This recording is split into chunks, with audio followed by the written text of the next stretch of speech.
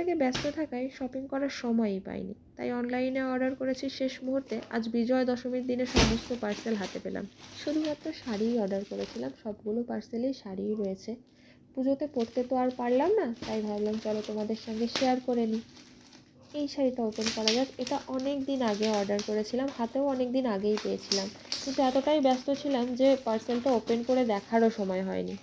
শাড়ির ক্ষেত্রে আমার পছন্দের লিস্টের টপ 3 এর মধ্যে একটা হলো লাল পেড়ে সাদা শাড়ি অথবা অফ হোয়াইটের সাথে লালের কম্বিনেশনের যে কোনো শাড়ি। শাড়ির তুলনায় প্যাকেটটা একটু ছোটো হয়ে গেছিলো, প্যাকেটটা তো প্রথমে ওপেনই করতে পারছিলাম না, পরে কেটে বের করতে হলো। অনলাইনে দেখে যতটা ভেবেছিলাম শাড়িটা তার থেকে অনেক বেশি সুন্দর, আঁচলটাও খুব সুন্দর। সফট সিল্ক কাতানের মধ্যে, কিন্তু শাড়িটা একটু ভারী। দশমীর রাতে মাকে বরণ করা অথবা সিঁদুর খেলার জন্য পারফেক্ট একটা শাড়ি। যেহেতু পুজোতে পরতে পারলামই না, তাই একটু গায়ে জড়িয়ে রং ঢং করছিলাম। সেকেন্ড যেটা ওপেন করব, এটা শেষ মুহূর্তে ফ্লিপকার্ট থেকে অর্ডার করেছিলাম। ডেলিভারি ডেট দেখাচ্ছিল 10 তারিখের পরে, তবুও আজ 2 তারিখেই চলে এসেছে। প্রাইস দেখে ভেবেছিলাম ভেলভেট ম্যাটেরিয়ালের মধ্যে প্রিন্টের শাড়ি হবে, কিন্তু সিল্ক ম্যাটেরিয়ালের উপর পুরো শাড়িটা জরির কাজ করা, যথেষ্ট সফট, লাইট ওয়েট, অসাধারণ একটা শাড়ি।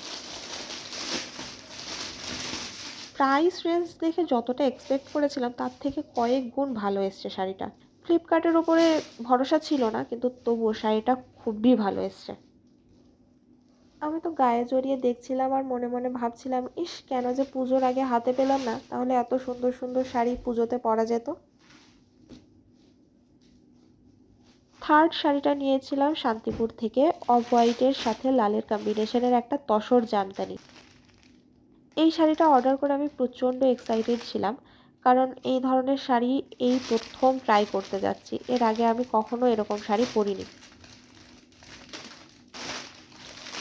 কিন্তু পার্সেল ওপেন করতেই মনটা খারাপ হয়ে গেল, কারণ আমি যেই শাড়িটা অর্ডার করেছিলাম সেই শাড়িটা আসেনি। সেম ম্যাটেরিয়াল, সেম ডিজাইন, কিন্তু কালার কম্বিনেশনে একটু এদিক ওদিক ছিল। জরির কাজ আর লাল সুতোর কাজের মধ্যে একটু পার্থক্য ছিল, সেই জন্যই মনটা বেশ খারাপ হয়ে গেল। তবুও এই শাড়িটা বেশ সুন্দর, বেশ সফট, এটাও দেখতে ভালো লাগছে। আর এটা এবছর পুজো শপিংয়ের লাস্ট পার্সেল। এখানে সম্ভবত 2টো শাড়ি আছে। তবে যে এক্সাইটমেন্ট নিয়ে পার্সেল ওপেনিং করতে বসেছিলাম, আগের শাড়িটা মনের মতো আসেনি বলে সেই এক্সাইটমেন্ট আর কাজ করছিল না। এই লাস্ট পার্সেলটা ওপেন করার সময় মনে হচ্ছিল এই শাড়ি দুটোও বুঝি খারাপ আসবে। এই শাড়ির দুটোও আমার খুব পছন্দের শাড়ি ছিল, তাই বেশ ভয় ভয় লাগছিল যে আগের শাড়ির মতো এই শাড়িটারও কোনো সমস্যা হবে কি না। কিন্তু প্রথম শাড়িটা বের করার পরেই আই ওয়াজ লিটারেলি শকড। এত সফট, এত এলিগেন্ট একটা শাড়ি।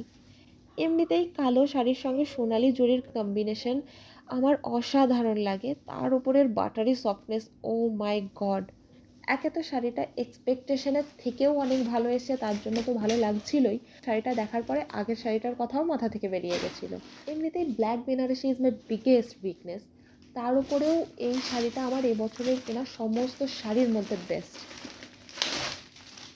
আর এই যে লাস্ট শাড়ি, এই শাড়িটাও খুব সুন্দর এসছে, তখন বেশ খুশি খুশি লাগছিল।